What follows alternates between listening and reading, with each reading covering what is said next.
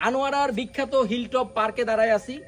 এই জায়গাটা অনেকে ভূতের বাড়ি হিসেবেও বলে এবং আপনি এখানে আসলে দেখবেন পাহাড়ের বাঁকে বাঁকে খুব সুন্দর সিঁড়ি করে রাখছিল। কোনো এক ভদ্রলোক থাকার জন্য এইটা তৈরি করছিল, পরবর্তীতে সে এখান থেকে চলে যেতে বাধ্য হয়েছে।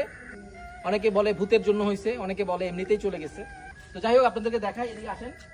এখানে পাহাড়ের বাঁকে বাঁকে কিছু সিঁড়ি আছে দেখেন, এবং উনি মূল স্ট্রাকচার ওনার যে বাড়ি সেটা করার আগেই ওনাকে এখান থেকে চলে যেতে হয়েছে। এবং এখনকার এই সিঁড়িগুলা কিন্তু দেখেন এই যে গাছপালা দিয়ে পুরা মানে নষ্ট হয়ে গেছে, পুরো একটা আবদ্ধ হয়ে গেছে। উপরের দিকে উঠে দেখেন, আমি দেখাই, এই যে আসেন, এবং সিঁড়ির অনেকটা অংশ ভেঙে গেছে এবং গাছপালা দিয়ে পুরো একটা ভূতের মতো অবস্থা। এই জায়গাটার মধ্যে আপনার মানুষ ভয়ে আগে আসতো না, আজকে শুক্রবার দেখে মানুষজন মোটামুটি আছে।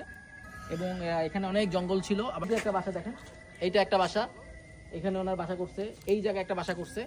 তো এই বাসাগুলা কিন্তু উনি থাকার জন্যই করছিল। এই জায়গাটা করার প্ল্যান করছে, যেই দেখলাম যে সিঁড়ি টিড়ি করছে, খুবই সুন্দর। এই জায়গাটা আসলে আপনার গা ছমছম একটা ব্যাপার আসলে আছে। আমি দেখাই দিলাম, এই যে দেখেন পাহাড়ের বুকে এরকম মানে থাকার জন্য বাড়ি করছিল, কিন্তু লাস্ট পর্যন্ত সে এগুলো পরিত্যক্ত অবস্থায় ফেলে চলে যেতে হয়েছে। যারা এ ধরনের ভৌতিক পরিবেশ পছন্দ করেন, যারা এ ধরনের ভৌতিক জায়গায় আসতে যাদের ভালো লাগে, আপনারা আসতে পারেন। তবে আসলে এখন আর ওরকম ভয় পাবেন না, যেহেতু গাছপালা কমে গেছে আর মানুষজন আসে, তো এখন আর ওই ফিলটা নাই। তবে বাস্তবে কিছু থাকলেও থাকতে পারে।